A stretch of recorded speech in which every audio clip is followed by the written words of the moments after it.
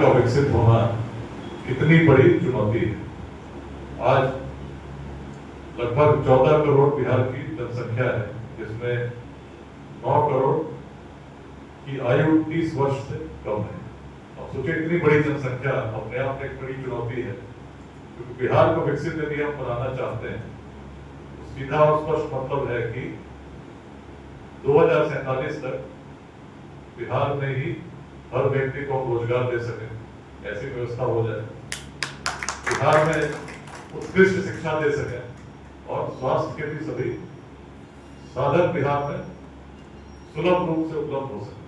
सीधी सी बात, शिक्षा, स्वास्थ्य, रोजगार के लिए व्यक्ति को बाहर जाना पड़े तो विकसित कैसे हो सकता है? किसी भी विकसित राष्ट्र में किसी को बाहर जाने की आवश्यकता तो नहीं होती, हर साधन उपलब्ध है। यही स्वप्न अपने भारत के लिए भी हम लोग देख रहे हैं। बिहार की जो परिस्थिति है, जनसंख्या 9 करोड़ हमारी आज 20 वर्ष से कम की। यदि 9 करोड़ लोगों को अगले 2 दशकों में बिहार में रोजगार देना है, कितनी बड़ी चुनौती है आप सोचिए। आज बिहार प्रति व्यक्ति आय, एक व्यक्ति महीने में जितना कमाता हो, जब उसका सर्वेक्षण किया गया और पूरे भारत के राज्य में किया गया तो हमने क्या पाया? सिक्किम में रहने वाला व्यक्ति महीने में औसत प्रति माह 48,000 रुपए कमाता है।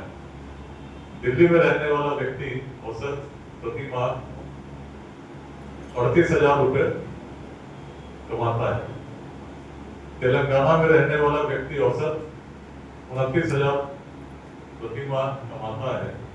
गुजरात में, महाराष्ट्र में, केरल में रहने वाला व्यक्ति औसत प्रति माह 23,000 रुपए कमाता है। भारत के हर राज्य की बात कर लीजिए तो भी हर राज्य उस बिहार से आगे है। नाम जो भी, श्रृंखला में सबसे पीछे अपना बिहार है, जहां एक व्यक्ति एक महीने में केवल 5,028 रुपए ही औसत कमाता है। अब सोचिए कि स्थिति कैसी। यदि व्यक्ति बिहार का हो और 5,028 रुपए उसको कमाने का अवसर बिहार में हो, दूसरी ओर दिल्ली जाता हो 38,000 रुपए कमा सकता हो, तो व्यक्ति कहां जाना चाहेगा? मन तो कभी नहीं कहेगा कि अपना घर छोड़ के जाओ। व्यक्ति हृदय से, जमीन से जुड़ा है। घर, परिवार, संस्कृति अपने गांव से जोड़ती है, अपने नगर से जोड़ती है।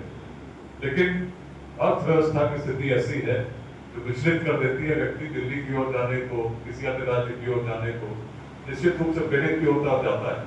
एक छोटे से रोजगार के लिए जब बड़ी संख्या में लोग बाहर जाते हैं तो मन बड़ा विचलित निश्चित होता है।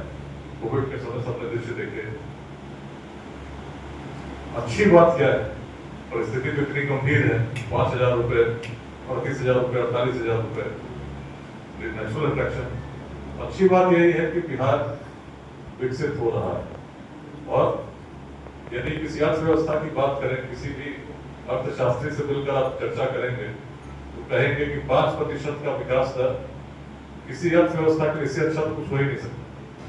यदि कोई अर्थव्यवस्था 5% से बढ़ती है, अभी आशीष आदर्श जी बैठे हैं, जितने भी अर्थशास्त्री होंगे उनकी अपनाई विश्व भर में देखेंगे तो पाएंगे 5% economic growth, nothing like it. लेकिन बिहार की दुर्दशा, आज हमारा विकास दर 14.5%, 14.5%, जो कि अपने आप में अविश्वसनीय है कि कोई अर्थव्यवस्था इतनी तेजी से कैसे बढ़ सकती है। लेकिन यदि 15% की दर से भी हम बढ़े, जो कि अपने आप में आसान नहीं कि हर साल हम बढ़ेंगे, इस बार तो चुनाव भी है, अगले साल कुछ और समस्या आएगी, कभी भीषण बाढ़ आएगी, कभी कुछ अन्य समस्या आएगी। लेकिन यदि तब भी 15% के दर से हम बढ़े, जो कि अपने आप में एक स्वप्न जैसा है, तो 5 साल बाद 2030 में बिहार का व्यक्ति कमा रहा होगा केवल 10,000 रुपए। यदि 15% के दर से भी बढ़े तो 10 साल बाद बिहार का व्यक्ति कमा रहा होगा 20,000 रुपए।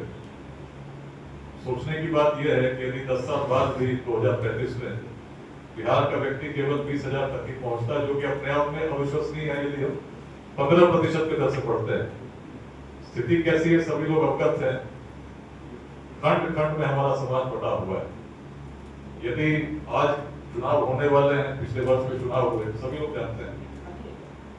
यदि गांव के मतदाता के पास दो विकल्प हों, एक विकल्प एक ऐसे व्यक्ति को चुनने का जो ईमानदार है, जो विद्वान है और जो राष्ट्र को आगे बढ़ाने का विजन रखता है, और दूसरा विकल्प एक ऐसे व्यक्ति को चुनने का हो जिसके विषय में सब ज्ञात है कि व्यक्ति बड़ा भ्रष्टाचारी है और आगे जाकर भी वही करने की इसकी मंशा है। व्यक्ति विद्वान भी नहीं है, लेकिन व्यक्ति उसके अपने जाति का है। दो विकल्प। तो आज की जो परिस्थिति है उसमें एक आम मतदाता किसको चुनेगा? सीधी सी बात, बहुत कॉमन सेंस की बात है, उसी को चुनेगा जो उसकी जाति का है। और यदि ऐसा ही चलता रहा कि व्यक्ति के लिए योग्यता महत्वपूर्ण नहीं, राष्ट्र का आगे बढ़ना महत्वपूर्ण नहीं, केवल जाति और जाति और जाति तक ही व्यक्ति सीमित हो जाए, तो राष्ट्र कैसे आगे बढ़ेगा? बिहार में यदि 9 करोड़ लोगों को रोजगार देना हो और इसकी चिंता करने वाले भी कोई हो, जिसको दायित्व हो, वो कहता हो कि इतने लाख सरकारी नौकरी देंगे, कितने भी लाख सरकारी नौकरी आप दे दीजिए, किसी पार्टी की सरकार आ जाए, कितने प्रतिशत को आप लाभान्वित कर सकते हैं? शायद 1% या कुछ अधिक। ऐसे दृष्टि से बिहार का कुछ होने वाला है नहीं। जहां 10 साल में हम 15% से बढ़ेंगे तो भी पलायन नहीं रुकेगी, क्योंकि हम जहां 20,000 पर पहुंचेंगे, निश्चित सी बात है 10 साल बाद बाकी राज्य उससे बहुत आगे जा चुके होंगे। देश विकसित हो रहा है, तो बिहार को क्या आवश्यकता है?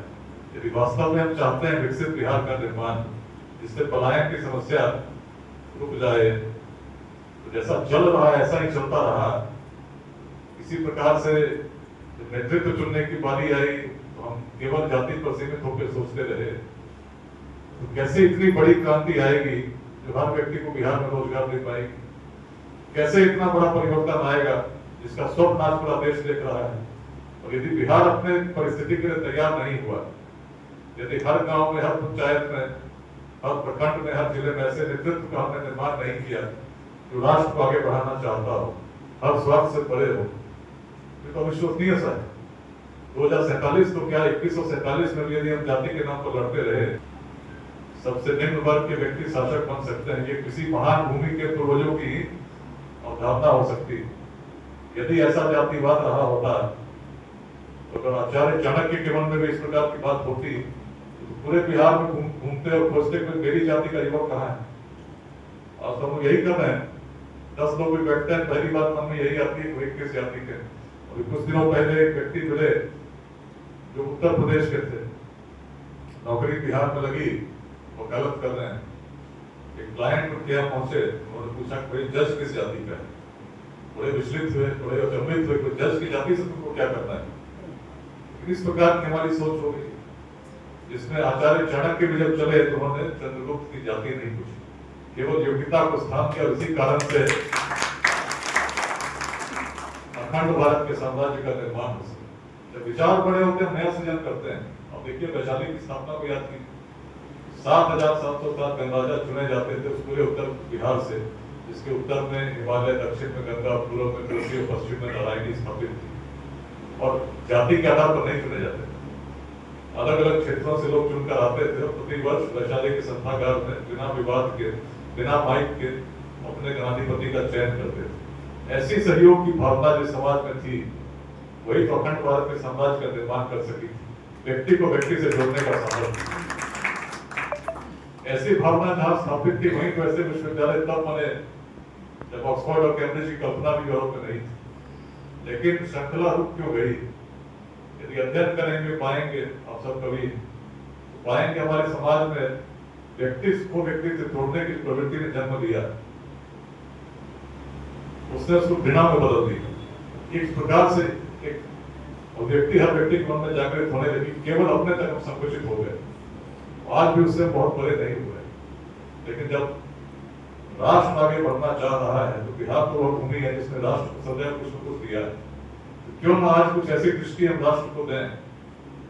ऐसी बात नहीं है कि पूरे भारत में कहीं जातिवाद नहीं, हर क्षेत्र प्रभावित है, लेकिन इसको कहने में भी कोई संशय नहीं है कि जिस प्रकार का प्रभाव इसने बिहार पर छोड़ा है ऐसा कहीं और नहीं।